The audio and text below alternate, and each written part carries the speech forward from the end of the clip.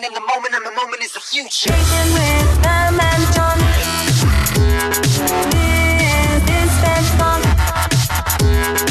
Welcome to SPED Talk with Pam, and John, also known as The Calm. before the storm. Our purpose is to elevate the conversation and amplify special education resources. And our why is all about the kids. You know, Pam, there are so many organizations and people around Texas who are just making it happen for kids with disabilities. So let's make this a platform to celebrate their efforts, because special education is about making the impossible possible.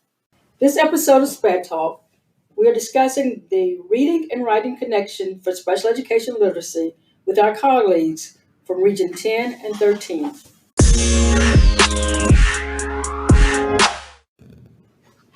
Today on SPED Talk, we have Thomasina Burkhardt from ESC Region 10, Amanda Betts from ESC 13, and Robert Moreno, also from ESC 13. They're with us today to discuss their project, Reading and Writing Connection for Special Education Literacy. What's up, guys? This is kind of exciting to have us all in one room like this, working on the cool stuff y'all are doing and getting you on SPED Talk. And so how's everybody doing? We're excited to be here. Yeah, thank you for having us. Okay, so tell us about your project. Well, first of all, we start exploring ways that we can combat the achievement gap that is between our special education students in Texas and our general education students in Texas. Because as we all know that we have a special education strategic plan, and in the executive summary, it clearly lays out there is a huge disparity in the performance of our students in special education. So the three of us came together to collaborate in order to connect the reading and writing for those special education students, really focusing on bridging those gaps for those kids in K through 8 English language arts inclusion classes. Yeah, I think that's it. That sums it up pretty well as far as what we wanted to do. You know, we were just trying to figure out, you know, how can we provide something that helps teachers effectively provide and implement IEP accommodations in the classroom, especially in relation to, you know, the reading and writing connection, and also you know, just making it accessible for all those teachers as well. You know, so Yeah. those are some of the goals that we really had in mind when we started talking about this and planning this project. And there's also, you know, we know that there's a kind of a gap in the knowledge of our special ed teachers when it comes to the writing TEKS and the reading TEKS. And with the new standards coming out, we thought that what a perfect time to really kind of have this reading and writing connection and really roll this out. So, you know, we thought this would just be, you know, a perfect project to work on. And one of the things we really focused on is really researching some of the instructional practices that have the highest effect sizes. Just aligning that with our student expectations, those instructional practices, the specific learning disabilities that impact reading performance, as well as the accommodations that are generally provided to students who have disabilities as it relates to reading. That's exciting that y'all are doing this work, because I know, Amanda, you talked about kind of that gap in knowledge a lot of times between our special education teachers and our general education teachers. And I think that this kind of a tool could really and truly inform both sides of that equation. Special educators obviously can gain a bunch of knowledge and insight on that side of it. But then I think gen ed too, as far as Robert, you mentioned accessibility. Right. And weaving those two worlds together. If this thing had been done effectively, and if we had already solved this problem, there wouldn't be a need for this. But I think this is kind of an ongoing need for teachers in the classroom. So kudos to you guys. Yeah, one of the biggest pieces we wanted to hit are those people who are directly working with the students. This is not something necessarily for administrators. We are trying to figure out what type of resources our LEAs need, or what kind of resources do they want. You know, whether they're wanting videos, whether they're wanting in-person face-to-face trainings, or if they're wanting webinars. We don't really know what they want. So therefore, we do have a survey we've developed to start gathering some of that information. And so that's going out across the state. And we just really like to get the information needed so we can see how to focus our work. Yeah, I mean, getting the feedback from as many people as possible is vital, you know, and we really want it from those teachers who work with these students. what is the best way for them? We know that teachers don't have a ton of time to delve into the research that goes into, high effective, high leverage practices. They don't have the time to necessarily go and research what Hattie is saying about effect size, or what Robert Marzano is saying, about high impact strategies. So all of those things are, we want to know, how can we get that information to you in a way that's going to be usable? It's going to be relatable. It's going to be, relatable to the work that you're doing in the schools and with the students who need it the most, And that, like you said, like we've all said here, it's something that needs to happen not only for special education teachers, but what happens when the special education teacher or the para isn't in the classroom with the gen ed teacher? Yeah. Those teachers need to understand what an IEP says, what the accommodations are, and what is a disability? What does that mean? What does a specific learning disability mean, and how does it truly impact that student's learning? Because a lot of times those are trainings that gen ed teachers don't get, where SPED teachers don't get the content knowledge. Gen ed teachers don't get the knowledge as to how disabilities impact learning. Yeah. And what they can do, not only for those kids, but if you can embed those strategies just into lesson plans in general, it takes the need away for that SPED teacher to always be there, or for the para to always be there. And then you go even further than that. Once you learn how to embed these accommodations for everybody, if they help everybody learn, and there are options for everybody on a regular basis, it affects the stigmatization that goes along with a student who does have to receive those accommodations because of a 504 plan. Absolutely. Or an IEP. Yeah. And then also when it comes down to time to truly implementing specially designed instruction, that SDI component, it allows the teacher the time and to go into provide that one-on-one instruction to the kids who truly need it. Yeah. Because everybody else's needs are being met automatically because we planned ahead of time. We've added accommodations and options for our kids and given them a little bit of control in how they want to learn. Yeah. For example, my son learns good through watching videos. If there were a video that a teacher could say, Robert, here's your video, to my son whose name is Robert, here's your video, go watch this over there for your time and come back if you have. My son would watch that video 10 times over. Yep. And learn exactly what the teacher is talking about. But because it's at his own pace and it's an option for him on a daily basis, he does not fall behind. Yeah. And he's getting what he needs. So. And one of the things, we don't always address our small and rural schools, and that's another reason why we're trying to do this statewide, because we want to hit those LEAs that don't necessarily have the human pieces or the additional human resources available to provide that in-class support. So we're really wanting just a wide array of information collected from across the state. So what is your time frame for the survey? May 24th is our deadline that we want to start receiving information, because once we start receiving the information, we can start trying to develop some resources for to kind of test out, to experiment with.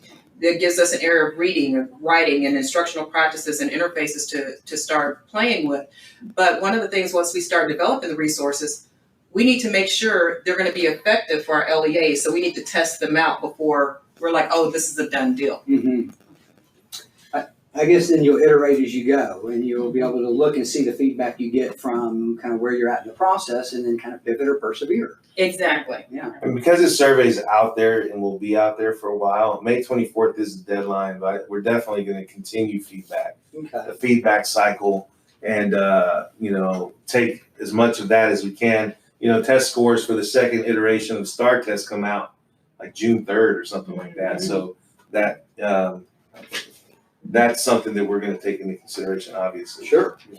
So absolutely. Yeah. So you should be receiving a survey probably coming through the service centers. It'll probably be from, it'll go to your SPED directors and your ELAs, and then they'll probably push it out to, principals and stuff. And so so look for that in your emails. And also we will have the survey. Yeah, it'll be linked to this podcast. So we are excited to get this out to you guys and looking forward to your feedback. And one of the things, we're looking for feedback from general ed teachers, special ed teachers, regardless if they're in class or resource teachers, as well as the instructional coaches, because we don't want to leave out our instructional coaches because they're the boots on the ground who are assisting these teachers and making sure they get the professional development and doing the follow-up pieces with them that we're not able to provide. So that is really our target audience, grades 3 through 8. Surveys start going out yesterday, so some of our LEAs have already started responding to the survey. We're really happy about the responses we started receiving, but we do want a lot more responses to make sure it's truly representative of our state as a whole. Yeah, I know those barriers, those constraints, those, a lot of times we've got people out in the field working so hard, and it's not like we need them to work harder. It's just a lot of times I know each of us now work for regional service centers, and so it's how might we better understand the needs of kind of our end users, our teachers, our administrators, even down to the student level. And so it sounds like through this survey, what we're looking for really is to get that input and to get that feedback so we can make sure that this resource you're developing really meets the needs kind of scaled across the state. Exactly. And one of the things about it, it really depends on the type of interface our users need. Because it may be that if we're creating like trainings, face-to-face trainings, then that's going to go out through our ESCs to go out to our LEAs. You know, if they're videos or things like that. So we would find a place to house all of the resources, and we expect to have a variety of resources, and those should be available as soon as we just test those out to make sure they're what our LEAs really need. Thomasina, I know another barrier, and this is something that I hear a lot, is funding. I mean, like a lot of schools say, hey, listen, there's all kind of PD out there, but, honestly, we can't afford to keep sending our teachers to everything that's out there. So, so what is this something that's going to be, kind of expensive for districts or? No, and the whole point, because we're working on a statewide project as liaisons, if they're virtual means, we will push those out virtually, and that will not be of any cost to any LEA because we are not necessarily going through one service center. This is part of our statewide funding. And so if they're face-to-face trainings, we start just pushing those out. Either we would come conduct the trainings or we'd have someone from the service centers conducting the trainings. But this is not additional fees that the LEA should incur by using these resources. That's exciting. Yeah, that's awesome. Since you three have a diverse talent, would you be available to assist if a district needed some assistance? If they get the material and they're like, okay, I got it, but I really don't understand how to deliver the information. Yes, we would, as part of our funding, working with liaisons, we are available to anyone across the state. And so as part of this statewide project, we're not expecting someone else to just go out there to deliver the services unless they feel comfortable with doing so. We would be the first ones if the need was there for us to come out to provide those services.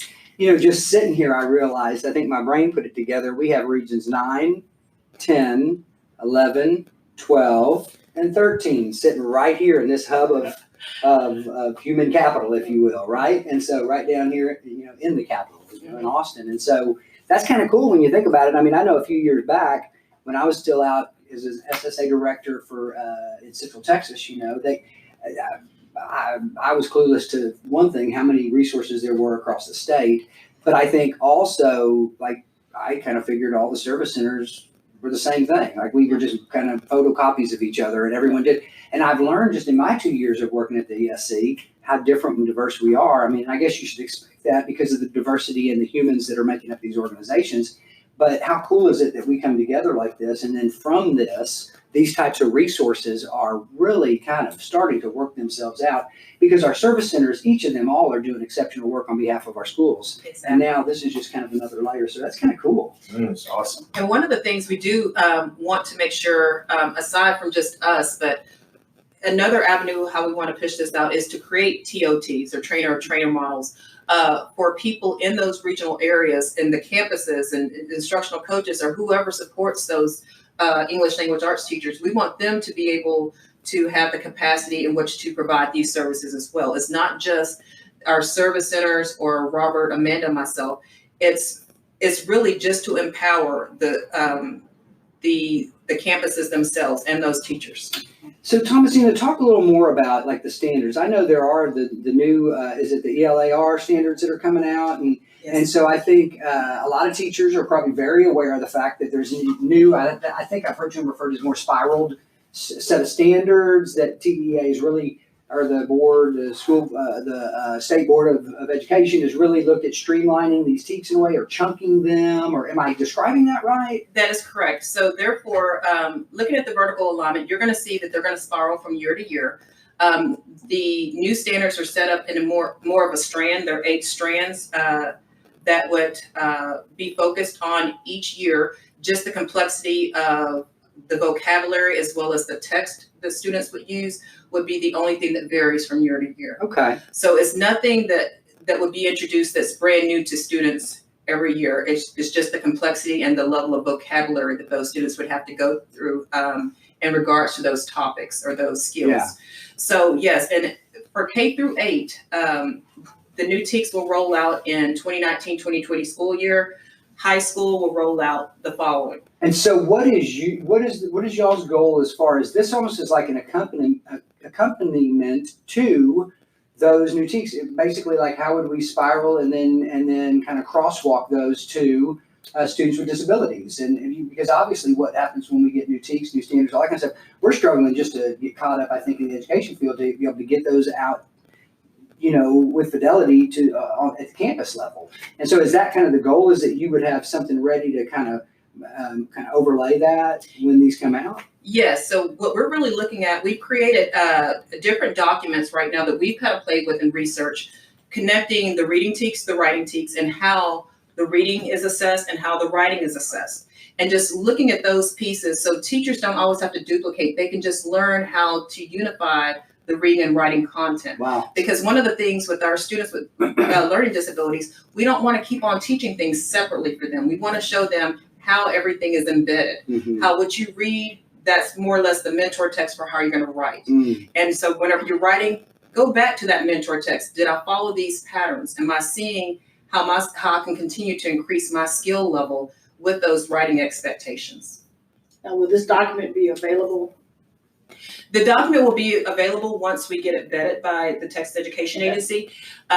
Everything that we do has got to be vetted, but we do want user feedback first, and go ahead and make those refinements that we need to make, get that information vetted, because one of the things before we start producing anything with reading and writing content information that's not SPED related, we want to make sure we're collaborating also with our reading language arts team here at TEA to make sure we have a consistent language, because that's going to be of most importance. I know most of our service centers have been doing the unpacking the TEKs and unpacking the standards across the state.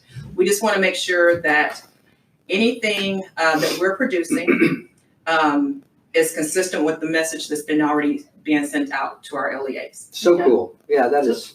Go ahead, Pam. Once you get your survey results, when do you all think the first rollout of training or information is going to be available to school districts? It's just kind of a projected timeline. We want to start getting something out this summer, Right. but it really kind of depends on the interface and what they're wanting. I mean, because like I said, the survey will really the information we get back from the survey is going to really dictate what we start creating. Mm. Yeah, because the goal would be to, have things in place for teachers to really look at when they're starting to look at the planning and their students that are coming in for this next school year. What are those things that we can do and have in place moving forward? I mean, the baseline information's there for us. I mean, we know what needs to be taught. We have the information itself, how that information is presented, in That's the what piece we're format really- that, and then having that message that's being sent, a unified same message that TEA once sent out. Those are all things that we need to consider as we move forward with this. Yeah, I think that having that document available or ready is, in a timely manner is important, because as teachers are learning these new, this new approach to the standards, what better time than to pair this with it and have them kind of learn this at one time, Right. and then not try to retrofit that learning Right. at a later date. So I think that's really awesome. Hey, listen, so Pam, I know you get on to me sometimes when I get off in the weeds, but I think I'm gonna do that real quick because you realize we got Robert Marino here with us, right? King of accessibility. Hey, Hey, well, not just. there it is right there. He comes with theme music and everything. Where did that come from, When you have John? when you have a superstar in the room, sometimes no, I'm just kidding. No, but I just wanted to shout out to your STAAR stuff. Oh my goodness, that thing took off, didn't it? Yeah, will you talk a little bit about that? Because there's probably people out there that still are maybe Right. not as tuned into that. Yeah, and I'm totally joking about the superstar. I'm definitely not the brains or the main attraction behind that. The Of course STAAR you are, stuff. Robert. Yeah, I like to think I am, but there was a whole team. There's a whole team involved at Region 13 that helped put the STAAR stuff videos together, and Yeah. there's a few other people from Region 13 who recorded doing the videos. But it goes back to this whole mode of communication. What is going to be most engaging for the audience and for our teachers. We talk about engagement, keeping students engaged. Well, as teachers, we're also learners. We're continuously learning.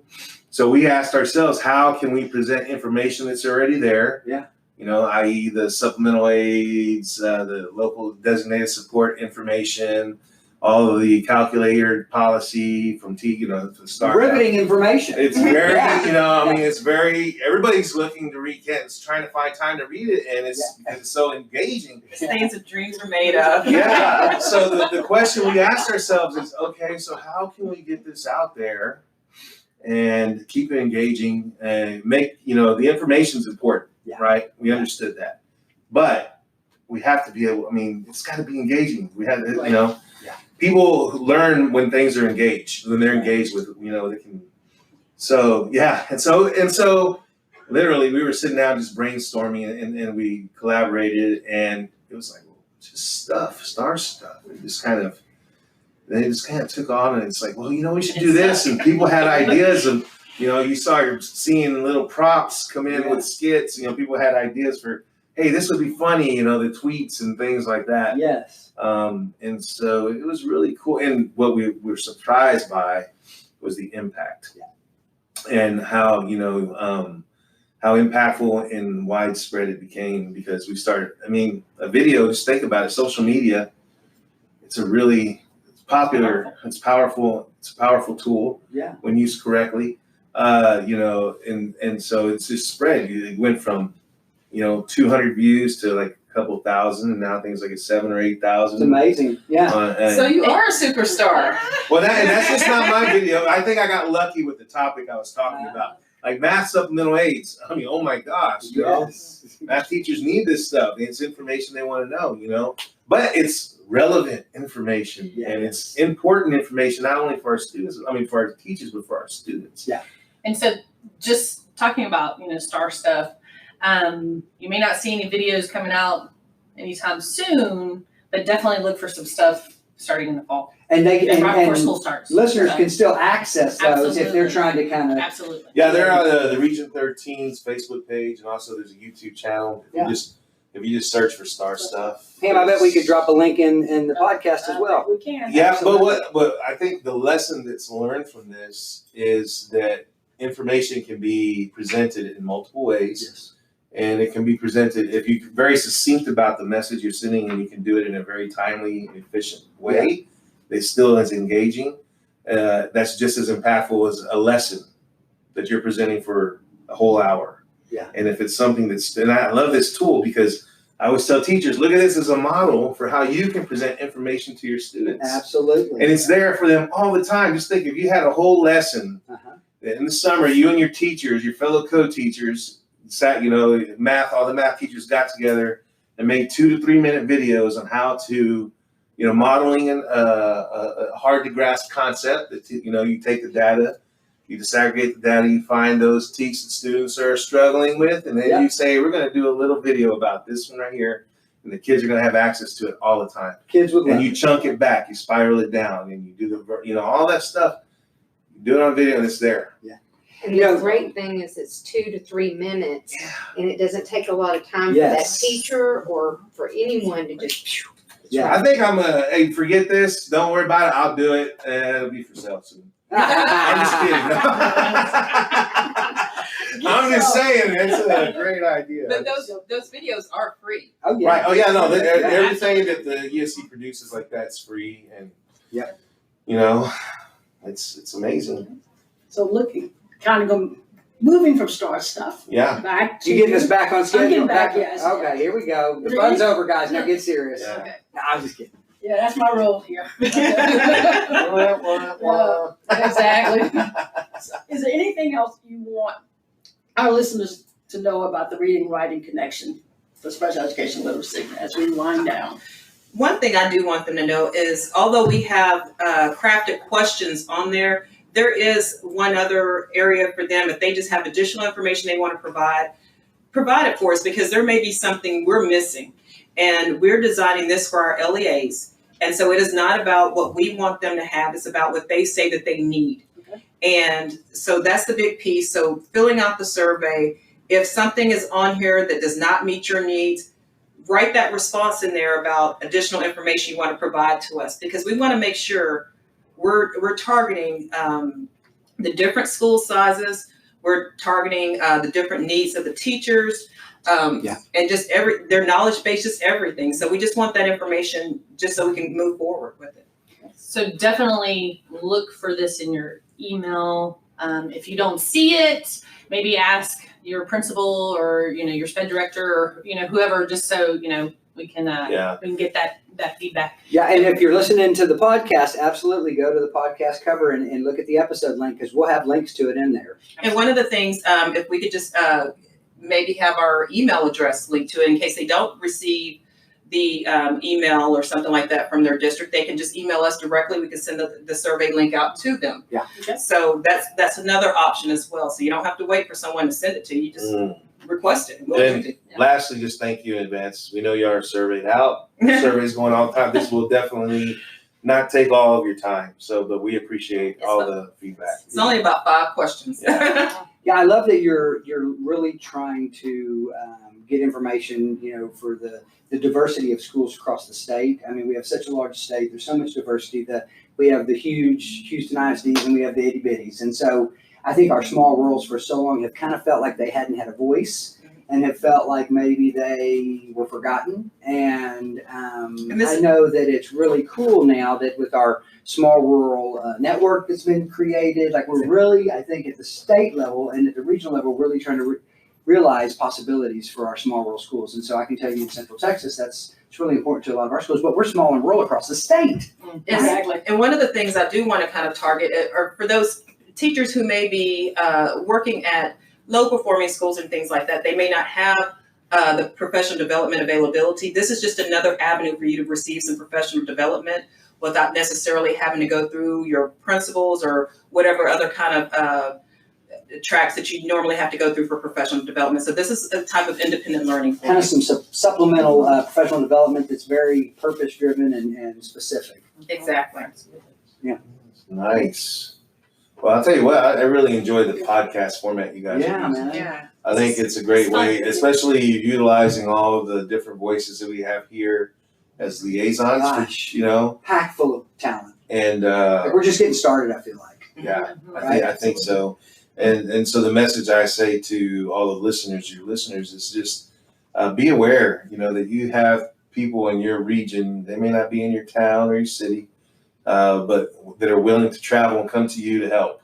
Yes. And this is just one reminder of that. So Yes. thank you guys. I hope that in the future, you guys come back on and maybe update people on where you're at in the project. Maybe when you've got things to roll out or during that stage, come back on and share additional insights, lessons learned, and potentially how to get to those resources. Well, thank you very much. Thank you. Thank you all for being here. All We right. appreciate it. All right, Thank guys. you.